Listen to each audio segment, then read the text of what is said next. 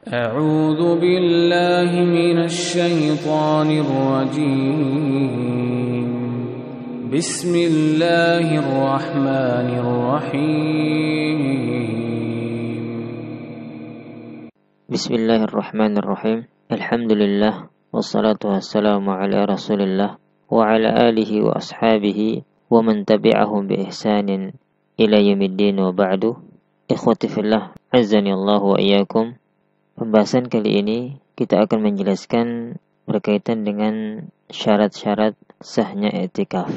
Syarat pertama yaitu al-Islam. Ini sebagaimana kesepakatan ulama mazhab yang empat, Al-Hanafiyah, Al-Malikiyah, Al-Syafi'iyah, dan Al-Hanabilah. Dalilnya sebagaimana firman Allah Subhanahu wa ta'ala, "Wa ma mana'ahum an tuqbala minhum nafaqatuhum illa annahum kafaru billahi wa birasulihi." Dan yang menghalang-halangi infak mereka untuk diterima adalah karena mereka kafir, ingkar kepada Allah dan Rasulnya. Quran Surat Taubah ayat 54. Dalam ayat di atas Allah menjelaskan bahwasanya amalan orang kafir, infaknya orang kafir tidak diterima.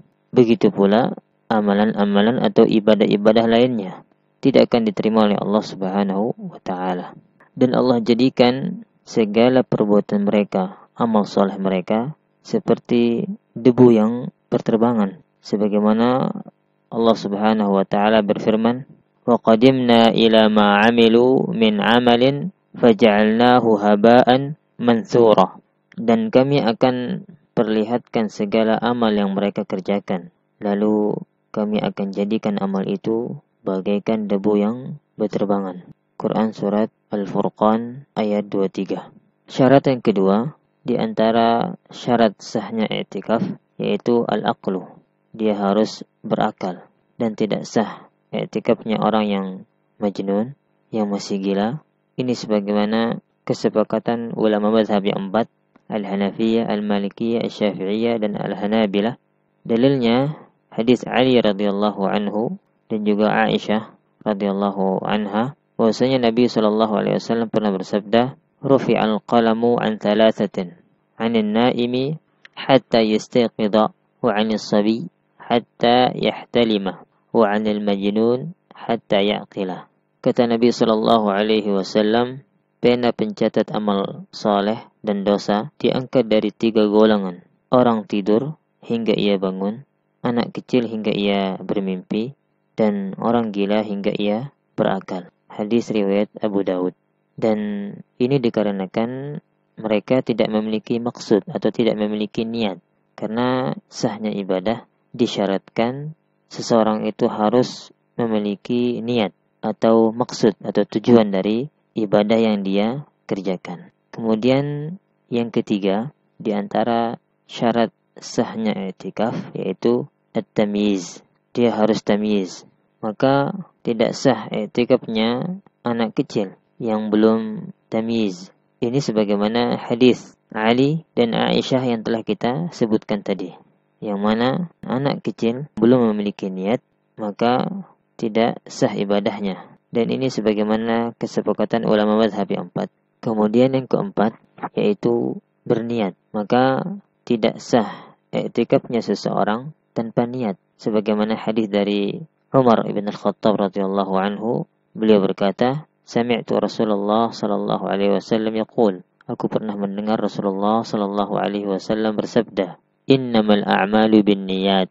Sesungguhnya segala amal soleh tergantung dengan niatnya. Jika tidak memiliki niat, maka amal soleh tersebut tidak akan diterima. Dan setiap ibadah, setiap amal soleh bermacam-macam. Ada yang fardu dan ada yang sunnah. Maka dengan niat bisa membedakan mana ibadah yang fardu yang nanti dia akan niatkan dengan niat fardu, dan mana ibadah yang sunnah yang nantinya dia niatkan untuk ibadah sunnah. Dan dinukil ijma' dalam hal ini sebagaimana yang disebutkan oleh Ibnu Rushd dan Ibnu Juzai. Ibnu Rushd pernah berkata, "Wa amma syurutuhu fa thalathatun." Adapun syarat-syarat i'tikaf itu ada 3. An-niyatu. Salah satunya disebutkan an-niyah, yaitu niat, berniat. amman niyatu fala a'lamu fiha ikhtilafan. Adapun dalam perkara niat, maka aku tidak mendapatkan padanya perselisihan di antara para ulama. Dalam kitab Bidayatul Mujtahid jilid 1 halaman 315. Kemudian syarat yang kelima di antara syarat-syarat sahnya i'tikaf seseorang, yaitu terlepasnya dia dari apa-apa yang mewajibkan dia mandi, seperti dia dalam keadaan haid, nifas atau junub. Ketika permulaan ingin i'tikaf, maka dia harus mandi bersih terlebih dahulu, baru setelah itu beriktikaf. Ini sebagaimana firman Allah Subhanahu wa taala, "Ya ayyuhalladzina amanu la taqrabus salata wa antum sukara hatta ta'lamu ma taquluna wa la junuban illa 'abiri sabilin hatta taghtasilu." Kata Allah Subhanahu wa taala, "Wahai orang-orang yang beriman, janganlah kamu mendekati salat ketika kamu dalam keadaan mabuk, sampai kamu sadar apa yang kamu ucapkan. Dan jangan pula kamu hampiri masjid ketika kamu dalam keadaan junub, kecuali sekedar melewati jalan saja sebelum kamu mandi." Itu mandi junub. Quran Surat An-Nisa ayat 43. Kemudian syarat yang keenam, yaitu dia harus beriktikaf di masjid. Maka tidak sah iktikaf seseorang, laki-laki maupun perempuan, di selain masjid. Ini sebagaimana firman Allah Subhanahu wa taala, "Wa antum 'akifuna fil masajid." Dan kamu beriktikaf di dalam masjid. Quran Surat Al-Baqarah ayat 187. Dan para ulama ijma' dalam hal ini bahwasanya i'tikaf tidak sah kecuali di masjid. Dan juga Nabi sallallahu alaihi wasallam dan istri-istri beliau dan sahabat-sahabatnya semuanya beriktikaf di masjid. Seandainya dibolehkan di tempat lain, di rumah misalnya, maka mereka telah mendahului kita mengerjakannya, walaupun sekali. Apalagi seorang perempuan, para wanita, karena kebutuhan para wanita sangat dominan di dalam rumah. Kemudian timbul pertanyaan, apakah sah i'tikaf seseorang di masjid yang tidak ditegakkan padanya salat Jumat dan jamaah? Jawabannya, tidak sah i'tikaf seseorang di masjid atau di musalla yang tidak ditegakkan padanya salat Jumat dan jamaah, dan lebih afdal beriktikaf di masjid jami', di masjid besar yang ditegakkan padanya salat Jumat dan jamaah. Adapun bagi perempuan, maka dibolehkan atau sah i'tikafnya di semua masjid, karena tidak ada kewajiban bagi perempuan untuk salat jamaah. Ini sebagaimana yang dijelaskan dalam kitab Al-Kafi fi Madhhabi Al-Imam Ahmad, jilid 2 halaman 278. Kemudian syarat yang ketujuh, itu syarat yang terakhir, yaitu wanita yang beriktikaf harus izin kepada suaminya, dan tidak sah i'tikafnya seorang istri kecuali setelah dia izin dengan suaminya untuk beriktikaf. Ini sebagaimana kesepakatan ulama mazhab yang 4, Al-Hanafiyah, Al-Malikiyah, Al-Syafi'iyah, dan Al-Hanabilah. Dalilnya hadis Aisyah radhiyallahu anha.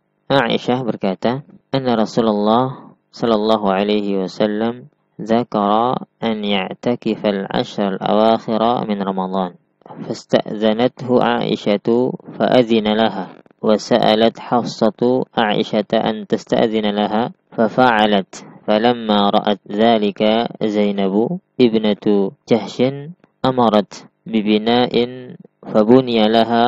قالت وكان رسول الله صلى الله عليه وسلم إذا صلى انصرف إلى بنائه فبصر بالأبنية فقال ما هذا؟ قالوا بناء عائشة وحفصة وزينب.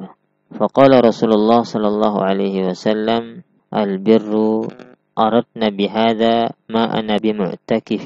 فرجع فلما أفطر اعتكف 10 من شوال. Berkata Aisyah radhiyallahu anha bahwa Rasulullah sallallahu alaihi wasallam memberitahu bahwa beliau akan beriktikaf pada 10 hari terakhir bulan Ramadan. Lalu Aisyah radhiyallahu anha meminta izin kepada beliau untuk membuat bangunan tenda khusus, maka dia diizinkan. Kemudian Hafsah meminta Aisyah radhiyallahu anha agar memintakan izin kepada beliau untuknya. Lalu dilakukan oleh Aisyah radhiyallahu anha. Ketika melihat hal itu, Zainab binti Jahsh memerintahkan pula untuk membuatkan tenda. Maka tenda itu dibuat untuknya.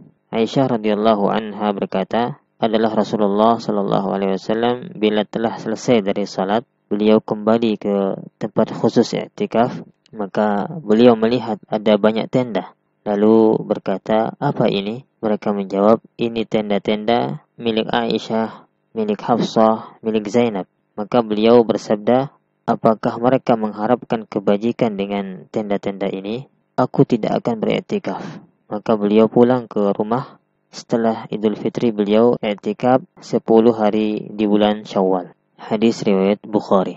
Hadis ini sebagai dalil sahnya i'tikafnya para wanita, dan dikarenakan Nabi SAW telah mengizinkan mereka untuk beriktikaf, dan mereka dilarang setelah itu karena penyebab lain. Dan juga dalam hadis ini bagi laki-laki agar melarang istrinya untuk beriktikaf jika mereka tidak izin. Dan ini sebagaimana yang disebutkan oleh kebanyakan para ulama. Adapun makna dari sabda Nabi sallallahu alaihi wasallam, al-birra aradna bihadza ma an-nabi mu'takifin. Apakah mereka mengharapkan kebajikan dengan tenda-tenda ini? Aku tidak akan beriktikaf.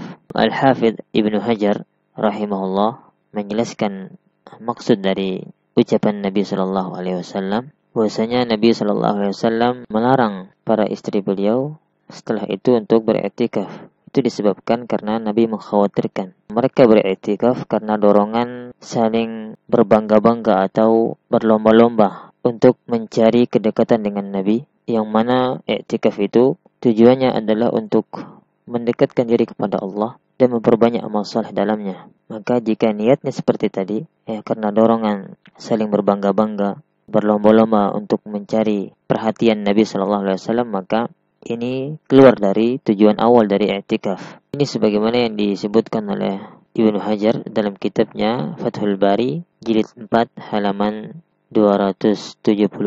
Wallahu ta'ala alam wa sallallahu ala nabiyyina Muhammad wa akhiru da'wana alhamdulillahi rabbil alamin.